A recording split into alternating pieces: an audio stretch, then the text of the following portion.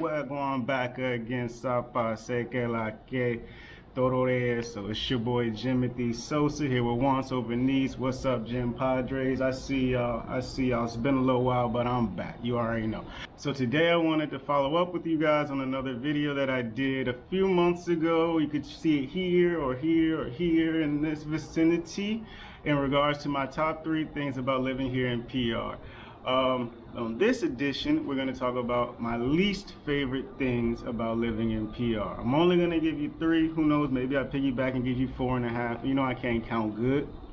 As someone who's been here for 4 years, 4 of them things, through the ups and the downs, the Marias, the hurricanes, the good life, all of that, I figured these are some things that you might want to know if you're thinking about coming here or moving here, about kind of the realities of living here in PR and some of the things that you're going to have to deal with. So without further ado, let's get into that. So as always, make sure to like, comment, share, subscribe, tell your friends that are thinking about moving to the Caribbean. Tell people, even if you're thinking about moving to the Caribbean for retirement or just a change, anything. I got all that content you need. Thanks again. See you there. You hate me now. I hate you too. But I won't stop now. Come on.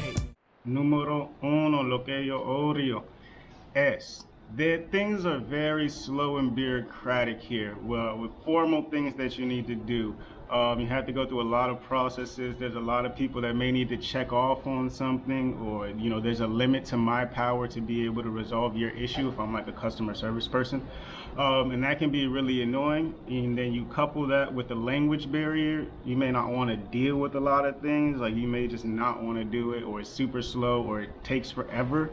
And this applies to a lot of things. This applies to like getting your water set up and your electricity set up. You got to have like a social security card.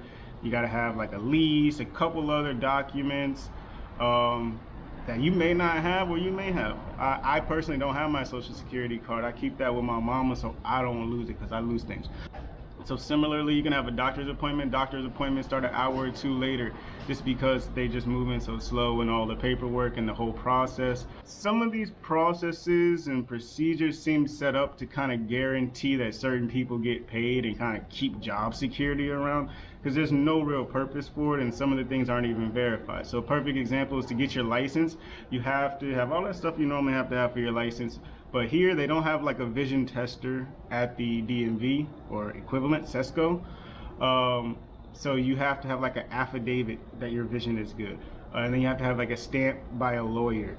And all these things are really just to go pay $25 for them to stamp it. That, when I go to the lawyer, they don't check my vision. They don't check any of that stuff, that I'm on good reconnaissance, none of that. So it's really just a ploy, just, a way to get some money.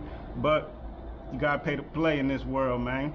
And for example, the license one is so bad that they even have like agencies that you can just pay. I want to say I paid $90 and they do the whole process for you as long as you give them the document. You don't gotta wait in line all day hoping that they call your number. You don't have to take your picture there and do all that process. They handle it all for you. If I can remember it, I'll link it in the below description on how you can get that expedited license. And I lost my license recently, so I got to do that again. And to do that, I have to go get like a reported lost license from the police, and I didn't even lose it here, so I'm just gonna make it up. But one thing you need to remember is that with dysfunction comes opportunity. So if you got some businesses, you can get in there and you'll thrive off of decent customer service. So keep that up in here in this thing. The next one, number 2, numero dos, is it is expensive here, and the cost of living is expensive. This is coming from someone that's from the Virginia, DC area, so it's less expensive for me, but for most people around the country and around the world, it's expensive. You come, you thinking, ooh, it's Caribbean, all these islands are cheap. No, we still on Puerto Rico, we're still on American dollars, so things go at American prices. For example, my first house, for the first year I was here, I was paying about $1,500, but that house was thorough. It was a loft. It had an outdoor shower that opened up to like a silo. The thing was fat, boy. And that was $1,500. Then I moved to a place for about $1,200, and that was a 2-bedroom on the beach.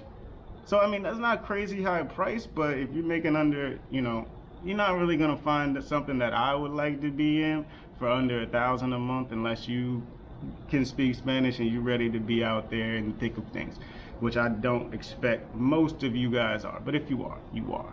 So that's the cost of housing. But the other big thing is the sales tax here is 11.5%. So, you know, you go pay $100, you're paying 111. You go pay 1,000, you really spending. You go buy a car, that's a high sales tax plus the excise tax. You washed, man. Colonialism is real.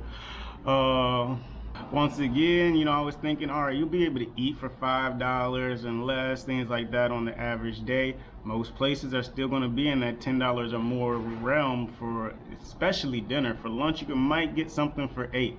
Now, if you move outside of the city, you're not in San Juan, you're going to find all of these things cheaper. But at the same time, I don't think most of y'all are trying to come to be out in the country. Most of y'all are trying to live in the city and have a little bit of a life, be by the beach. Now, if you're retirement age, or you already done all your fun, yeah, all right, the farm areas, the country land, the mountains, that's dope. You'll save a lot of money there. One thing that is cheap here is alcohol, beer, liquor, all that. That's at a very good price, very convenient. Feel like college, man. Just take you back to the good old days. As a wise Puerto Rican man once said, we're a third world country with first world tendencies, costs, and expectations. So with that comes trouble. If you're looking for an inexpensive place to get outside the country, but still in the country, PR is a good option. I believe they do better than Guam. And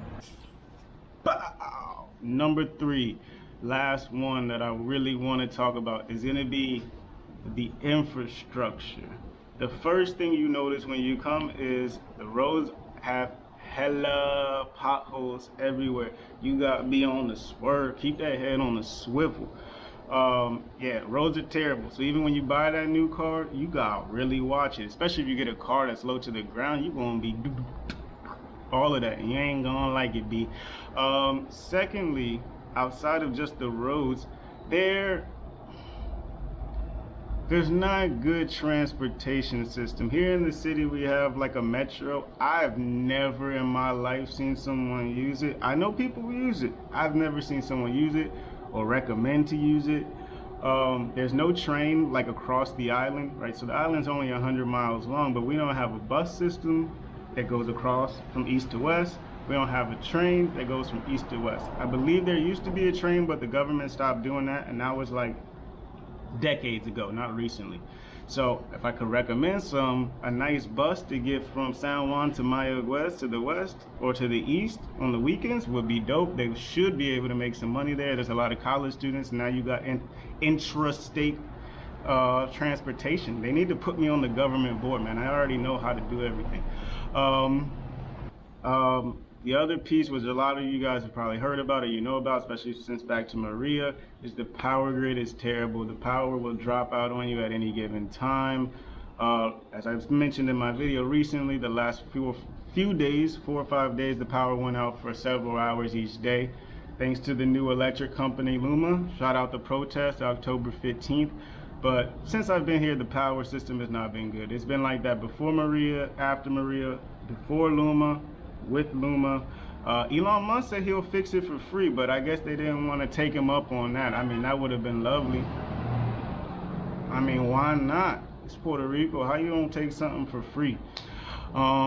So yeah, overall, that's something you may have to factor into your lifestyle, that you may be losing power, especially if you're going to be working at home all day or not working. You may have to deal with that more. But just walk to the beach when the power goes out. Pro tip. And lastly, this has only happened one summer while I was here. I think last summer during COVID, there was a drought. So there were rumors. They said that they were rationing water. I never saw the execution of that rationed water. But it's something to keep in mind. But I think that's a problem the whole world's about to start having, is the whole water issue. That's a talk for later, another thing. But yeah, get you some water stocks.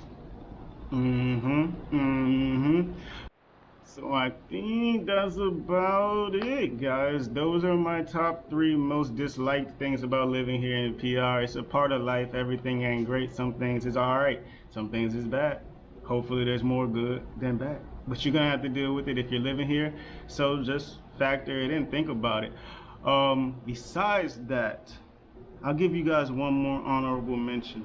The thing I don't like about here, in comparison to other Spanish speaking countries, is so many people speak English. So if you are trying to actually diligently practice your Spanish and it's clear that it's not your first language, a lot of people will switch to English. So it messes up your ability to practice. You can't even get into it because, yeah, you go make mistakes sucking at speaking a language. But if they always want to speak to you in English, how are you supposed to get better at Spanish? Then you just in a circle of never getting better. It's a circle. But anyway, peace, y'all. I gotta go to work tomorrow.